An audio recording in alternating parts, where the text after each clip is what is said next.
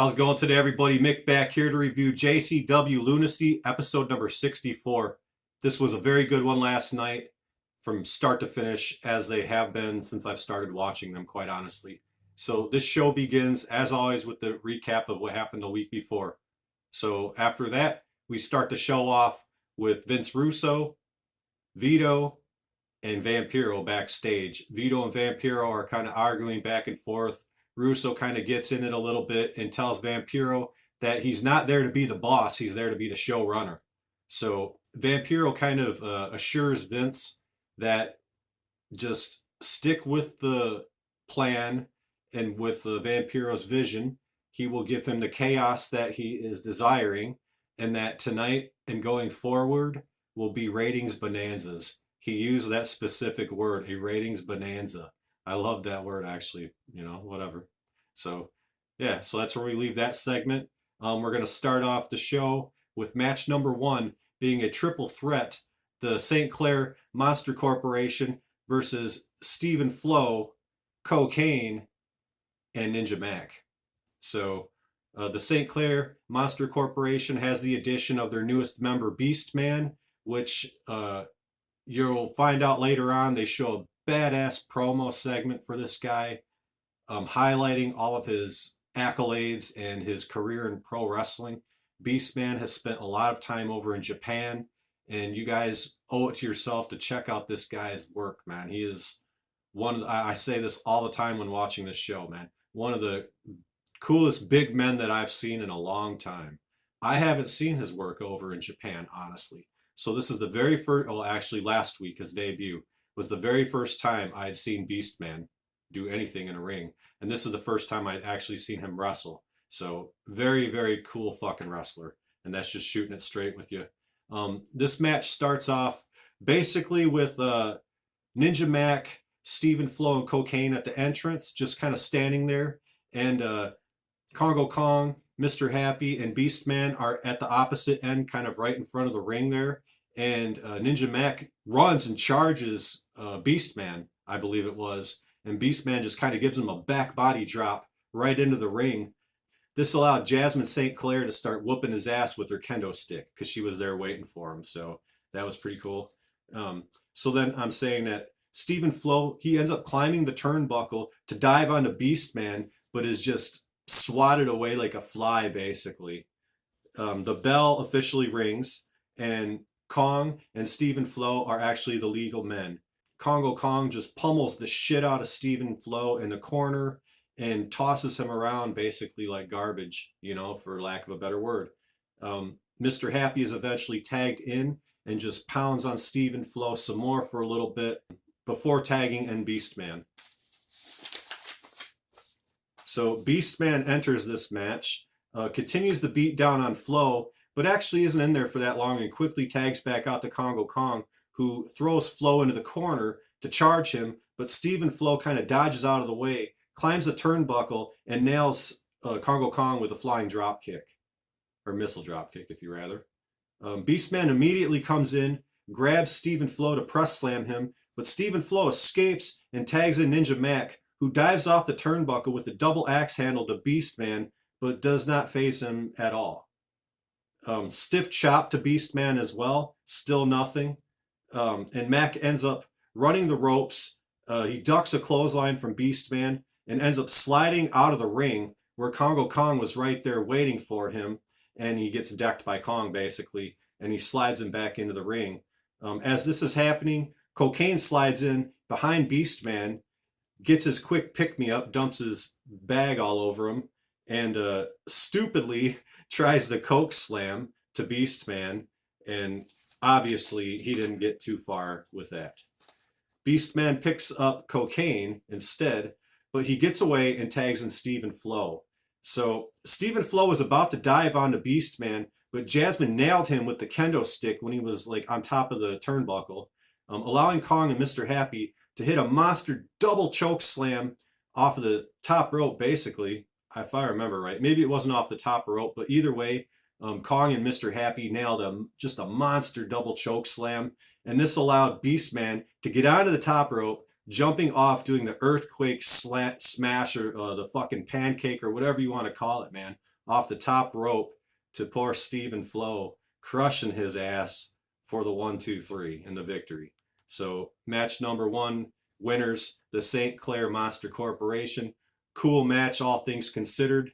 Beastman, yeah, Beastman is a badass addition to their group there and a cool wrestler. As I said, search him out, man. Watch his stuff from the past, and hopefully we can be in for some more badass stuff from him in JCW. So after that, they go to a promo. I'm just going to give the guy a shout out. It's for a YouTube channel, and it's a promo for a YouTube channel called Dead Bug Says. So check out the YouTube channel. Claims there's something for everybody over there. So shout out Dead Bug.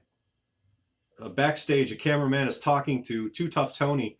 Tony's at the bar and kind of, a little disappointed that the bar is not open. And the cameraman is asking him about his mystery opponent, if he has any idea.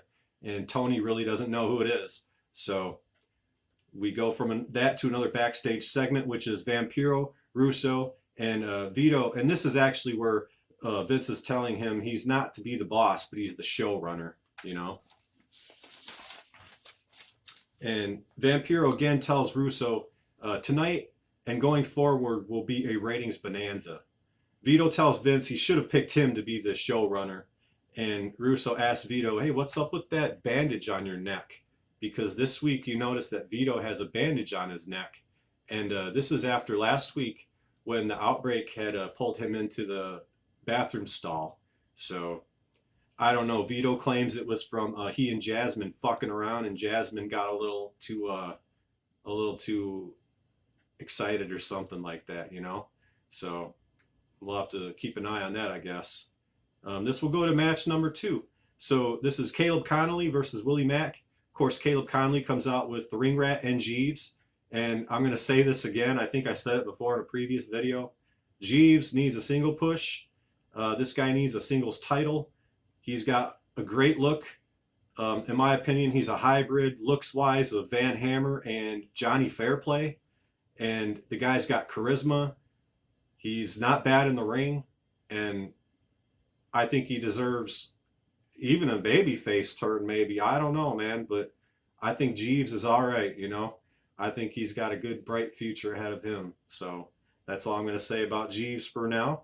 But actually, that's not all I'm going to say about Jeeves, because he comes out and he gives Caleb Connolly the introduction only Jeeves can give, So, yeah, that's what I'm going to say right there. The match starts out back and forth grappling to start off. Connolly sends Mack into the ropes, but Mack reverses with a hip toss. Connolly again controls and sends Mack off the ropes, but again Mack counters with a Hurricane Rana this time. Willie Mack runs the ropes and nails a flying kick to Caleb, sending him out of the ring to be consoled by Jeeves. Willie Mack runs out after Caleb, but Connolly runs in and goes off the ropes, but Mack counters kind of with the enziguri from the outside to Caleb, who was about to dive onto him, I believe, but he stopped him with the enziguri. Willie Mack in the ring and Caleb Connolly in the corner. Mack in the other corner is about to do a running splash, but Jeeves grabs his foot to distract him, and that actually worked, allowing Caleb to nail a running tornado springboard DDT, which was pretty nice, and that got a 2 count for Caleb Connolly. Both guys on their feet, back and forth, but Connolly gets Mack with a leg sweep, followed by a standing senton for a 2 count, which was a nice little combination there. Caleb Connolly sends Willie Mack off the ropes, but Mack reverses nicely with a nice spinning heel kick. Caleb Connolly down in the corner, and Willie Mack hits him basically with a nice reverse cannonball. That's part of the notes that I have here. And I'm not really move for moving this. I'm kind of just doing the bullet points of what I thought are the most important parts of the match. Reverse cannonball actually led to Willie Mack doing the Norman Smiley scoop slam, followed by the 2 scoops of whoop backflip for a 2 count. Eventually, Caleb gets the upper hand and puts Willie on the top turnbuckle, seated to try like a superplex to him, but Willie Mack blocks and pushes him off. He hits him with the frog splash for a 2 count. Jeeves basically saves him there. Willie dives onto Jeeves on the outside of the ring, comes into the ring, but Connolly hits him with a spinning back fist and goes off the ropes, but it is countered with a sitting spine buster by Willie Mack. The ring rat ran in to cause a distraction, actually, allowing Connolly to roll up Willie for the win. After this match concludes, we have a really cool, as I was mentioning earlier, a promo package for Beast Man, highlighting his work in Japan. And man, I just have to say it again. This guy is legit.